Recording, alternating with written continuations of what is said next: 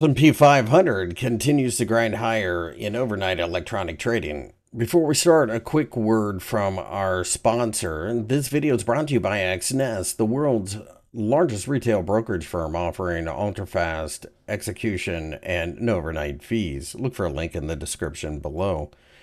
The S&P 500 has rallied slightly during the early hours on Thursday as Americans are away celebrating Independence Day. So this was all electronic futures trading more than anything else, and your CFD broker will show that. Now, that being said, I don't read too much into it other than it's just a continuation of what we've seen over the last couple of days.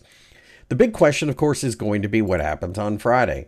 Friday, of course, is the non-farm payroll numbers, and that will have a major influence on where we go, at least in the short term. I think any sharp decline here is probably something that's bought into. We may be heading back into the old bad news is good news scenario because, quite frankly, everybody's waiting to see when the Federal Reserve gets enough bad news to start cutting rates. It's the same game we've been playing really for like 13, 14 years now, but it's especially bad here in the last 2 or so since the Federal Reserve had to start raising rates.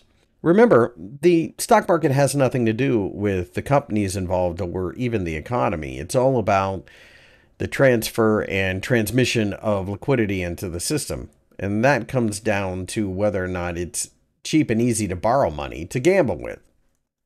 So, we have to play the market we're dealt with, and that's literally what it's going to come down to.